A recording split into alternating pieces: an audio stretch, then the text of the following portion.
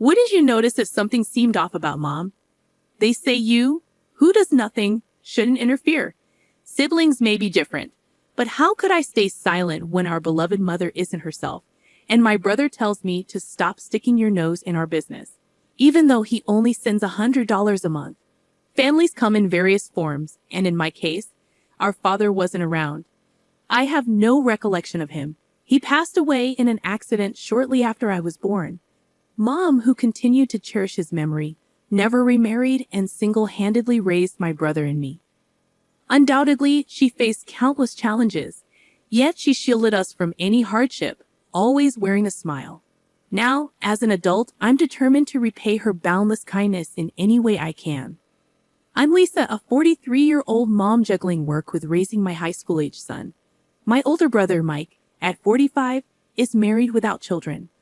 Our mother, now in her 70s, has retired and lives off her pension.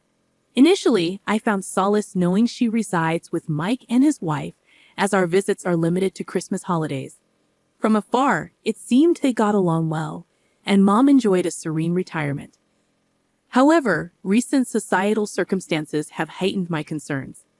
Unable to visit frequently, our interactions are mainly through sporadic video chats, revealing her waning energy.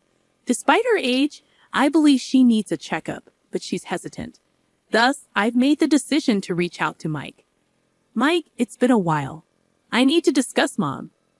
I'm busy at the moment. Can we do this later? And he abruptly ended the call. Undeterred, I attempted to reach him again over the weekend. Hey Mike, can we talk? It's about Mom. I'm suffering from a terrible headache. Let's catch up another time. And once again, he ended the conversation hastily.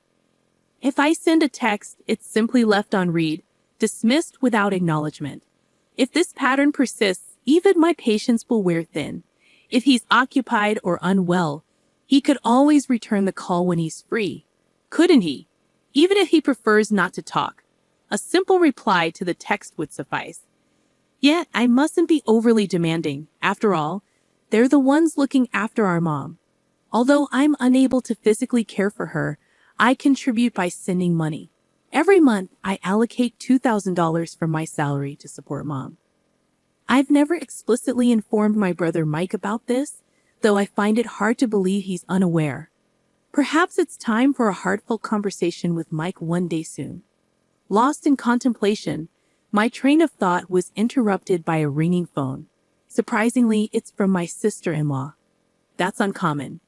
Brenda, Mike's wife, shares his age and dedicates herself to homemaking full-time. While we don't exactly click in conversation, it's not as if we're at odds. Our communication is sparse, usually routed through Mike whenever there's anything to discuss. I answered Brenda's call with a puzzled expression, unsure of what to expect. Hey Lisa, what's up with this month's money transfer? She blurted out, catching me off guard.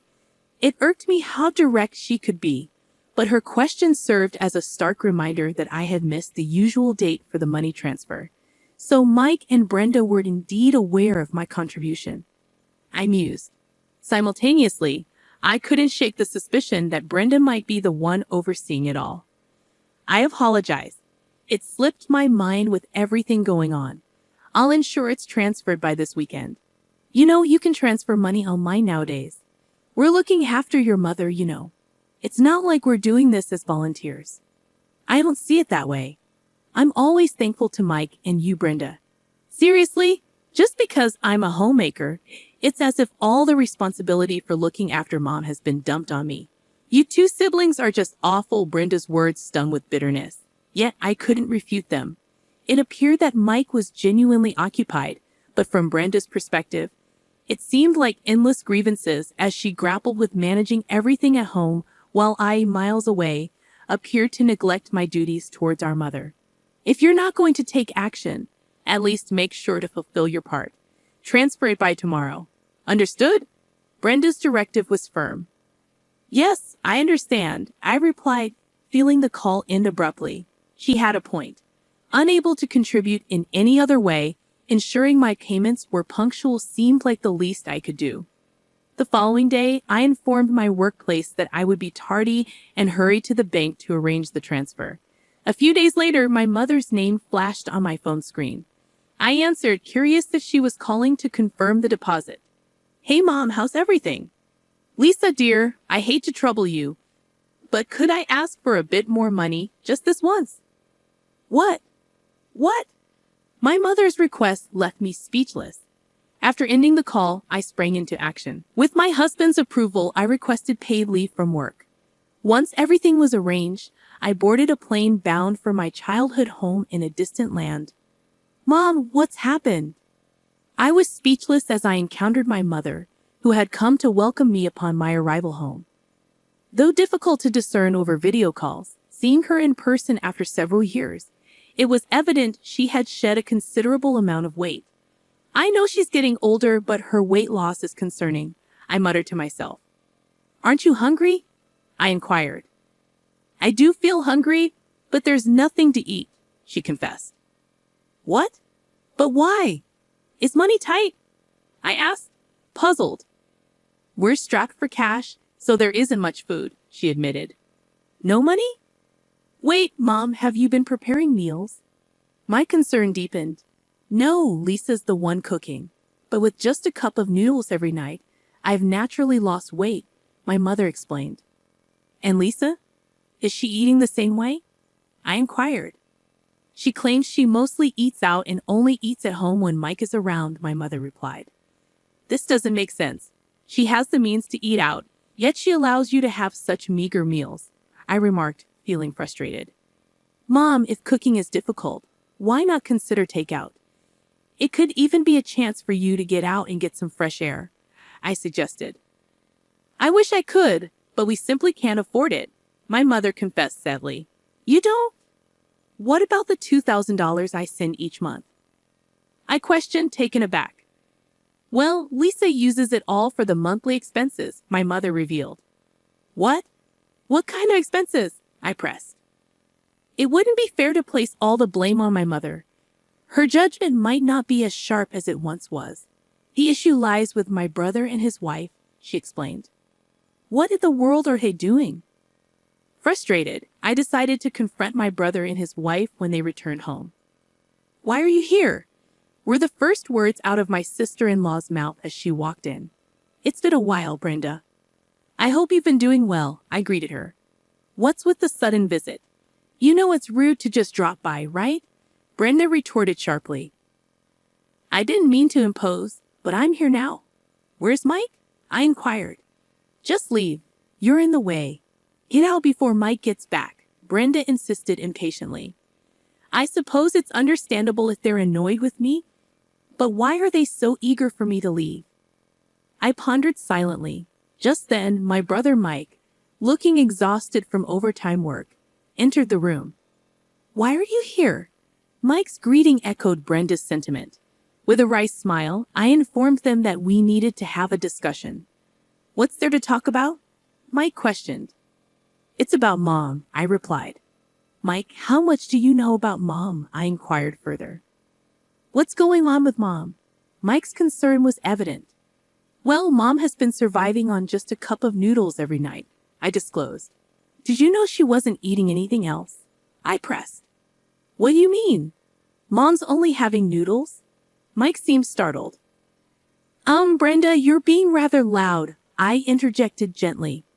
"Why does she have to sneeze every time I try to talk? And what's with those sneezes anyway? Who does she think she is?" I grumbled, shooting Brenda a disapproving look, but she remained unruffled, avoiding my gaze. "I'm saying Mom has lost too much weight. Have you even bothered to check in on her?" I demanded. "Do you think I have any time between all this overtime work I've been putting in? Brenda has been the one taking care of Mom instead of me during this tough economic climate. You do nothing, so stay out of it," Mike retorted defensively. "But I can't stay silent with things as they are. Sure, I might not be able to be there for her physically, but I am sending money, aren't I?" I countered. "What happened to that money?" Mike's question hung heavily in the air. "You call that money? Don't act so superior over a mere $100, Mike retorted sharply.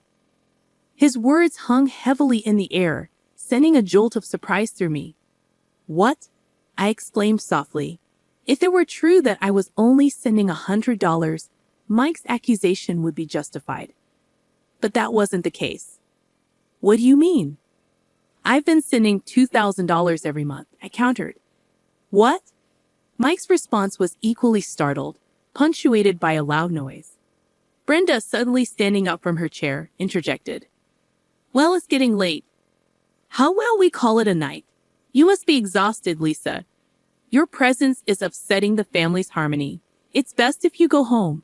Go home, Brenda insisted, her tone firm. But Mike intervened. Wait a minute, Brenda. Where did you put Mom's bank book? He demanded. I'm not sure. Weren't you the one who asked me to deposit money as soon as possible? Brenda replied, her voice wavering. Don't speak nonsense, Lisa, Brenda retorted, standing her ground against my mother and me. She let out a small gasp when Mike called her name in a low, stern voice. Mike's anger was well known in our household. He only ever got mad for valid reasons. And now he seemed genuinely furious, finally grasping the gravity of the situation. Where is Mom's bank book? Mike's voice was firm, his tone indicating no room for excuses. Where did I put it? Wait, here it is. Brenda hastily retrieved Mom's bank book as Mike's anger boiled over. Flipping through it, Mike was left speechless. There it was, clear as day. Brenda had been withdrawing $2,000 every month for years. Mike, you truly didn't know? I questioned, my disbelief evident. Yeah, Brenda told me she was only withdrawing $100 each month, and I took her word for it, Mike admitted. What a mess. It's a huge misunderstanding. But the real issue lies with the person who caused this confusion. Brenda, what did you do with the $1,900 after deducting the $100 from Lisa's contribution? It simply vanished, I exclaimed. How does money just disappear like that? It's absurd, Mike added, bewildered. Well, it tends to disappear pretty fast if you're gambling, Brenda confessed, her voice trailing off. Gamble? Wait, what? I interrupted, stunned by her revelation. I mean, spending it frivolously like shaking off a chill. It just goes, Brenda stammered. What on earth are you talking about? I demanded, growing increasingly concerned. Lisa mentioned earlier that Mom is only having a cup of noodles every day. So were you going to the casino during the day? Occasionally, Brenda confessed. How often is occasionally? I pressed. I go to the casino on weekdays and buy online tickets on weekends, Brenda admitted. That's practically every day, I remarked in disbelief. I'm speechless. No wonder the money we sent her disappears so quickly. In fact, she might have used up all of Mike's earnings, aside from utilities and other essential expenses. I concluded, feeling a mixture of shock and frustration.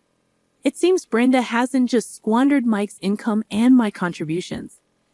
The revelation led to a hazy discussion and eventually a unanimous decision to divorce. With the exception of Brenda, I added solemnly. I want a divorce, Brenda declared tearfully, but her outburst was met with stern reprimands from her parents, eventually quieting her down. Mike opted not to seek alimony, but instead requested a commitment from Brenda to repay the exact amount I had been contributing towards our mother's support. With the guidance of a lawyer, legal documents were drafted. Brenda's parents, expressing remorse, agreed to settle all financial matters, including alimony, in a lump sum payment. Following this, Brenda returned home under the strict supervision of her parents. She now works tirelessly from dawn till dusk to repay the owed money, with her parents having provided the upfront payment. Mike mentioned that her parents are in regular contact with him, stating that they are instilling discipline in Brenda every day. Mike and Mom have embarked on a new chapter, building a life together. As for my husband and me, we relocated when our son began college, settling halfway between my parents' home and my husband's in Ohio. Fortunately, both of us were able to transfer to branches of our companies situated in this new location. I've even scaled back my workload to offer support to Mike and Mom. Despite Mike's culinary shortcomings, he's been taking time off work to ensure Mom has a hearty lunch. Seeing Mom's face regain its plump and gentle expression brings a sense of relief. With these thoughts in mind, I visit my mother today.